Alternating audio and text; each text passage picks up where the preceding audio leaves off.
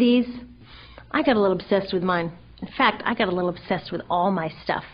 Have you ever wondered where all the stuff we buy comes from and where it goes when we throw it out? I couldn't stop wondering about that, so I looked it up.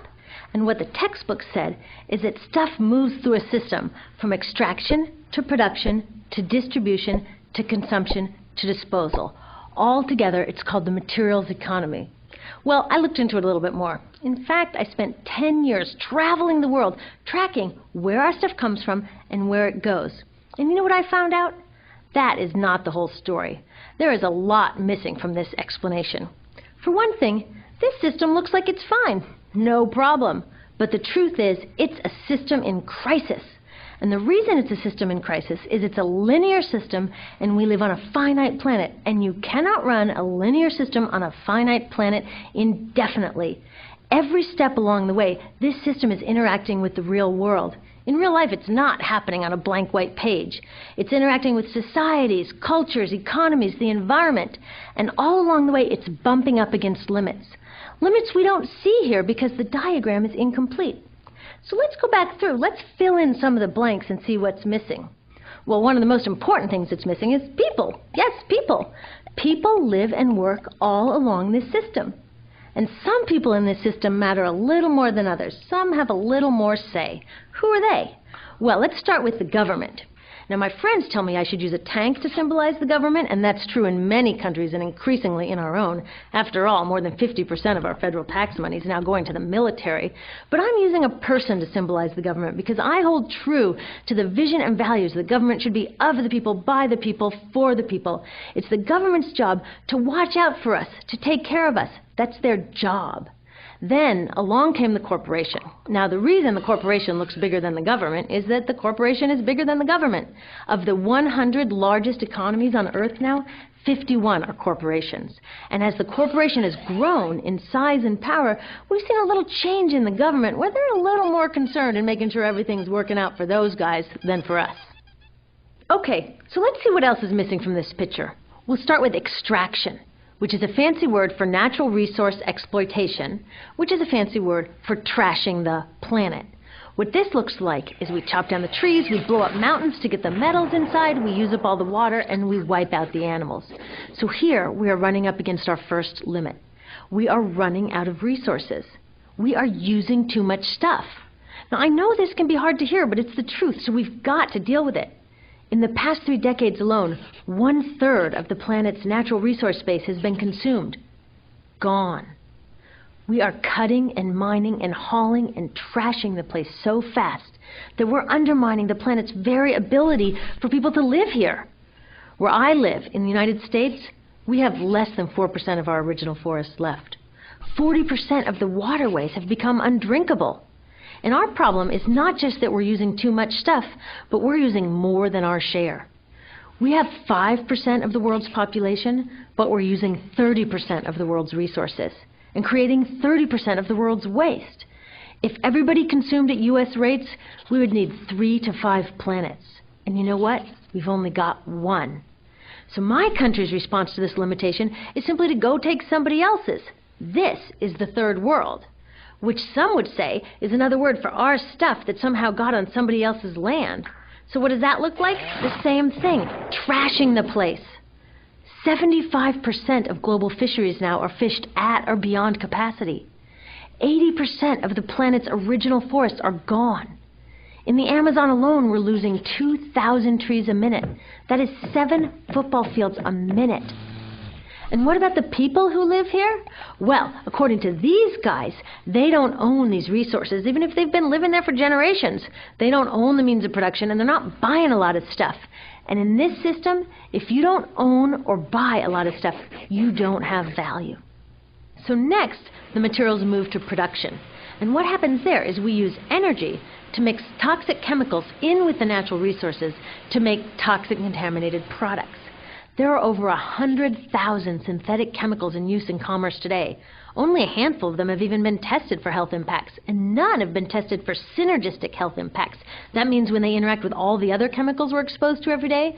So we don't know the full impact on health and the environment of all these toxic chemicals, but we do know one thing: toxics in, toxics out.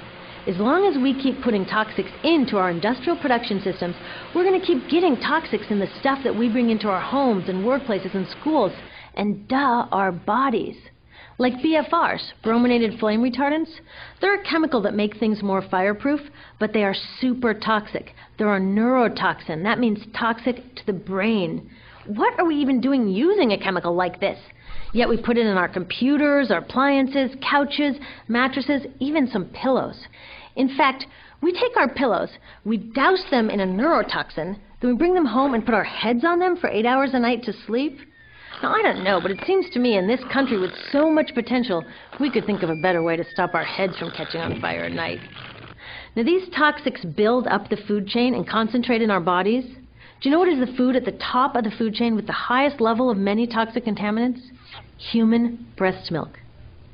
That means that we've reached a point where the smallest members of our societies, our babies, are getting the highest lifetime dose of toxic chemicals from breastfeeding from their mothers. Is that not an incredible violation? Breastfeeding must be the most fundamental human act of nurturing. It should be sacred and safe. Now, breastfeeding is still best, and mothers should definitely keep breastfeeding, but we should protect it. They should protect it. I thought they were looking out for us. And of course, the people who bear the biggest brunt of these toxic chemicals are the factory workers, many of whom are women of reproductive age. They're working with reproductive toxins, carcinogens, and more. Now I ask you, what kind of woman of reproductive age would work in a job exposed to reproductive toxins except for a woman with no other option? And that's one of the beauties of this system.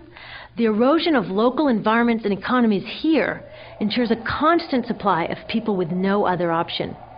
Globally, 200,000 people a day are moving from environments that have sustained them for generations into cities, many to live in slums, looking for work, no matter how toxic that work may be. So you see, it's not just resources that are wasted along this system, but people too. Whole communities get wasted. Yep, toxics in, toxics out. A lot of the toxics leave the factories in products, but even more leave as byproducts or pollution. And it's a lot of pollution. In the U.S., our industry admits to releasing over 4 billion pounds of toxic chemicals a year. And it's probably a lot more, because that's only what they admit. So that's another limit, because yuck, who wants to look at and smell 4 billion pounds of toxic chemicals a year? So what do? Move the dirty factories overseas, pollute someone else's land. But surprise, a lot of that pollution is coming right back at us, carried by wind currents. So what happens after all these natural resources are turned into products? Well, it moves here for distribution. Now, distribution means selling all the toxic contaminated junk as quickly as possible. The goal here is to keep the prices down, keep the people buying, and keep the inventory moving. How do they keep the prices down? Well, they don't pay the store workers very much, and they skimp on health insurance every time they can. It's all about externalizing the costs. What that means is that the real costs of making stuff aren't captured in the price. In other words, we aren't paying for the stuff we buy. I was thinking about this the other day. I was walking to work and I wanted to listen to the news, so I popped into a Radio Shack to buy a radio. I found this cute little green radio for $4.99.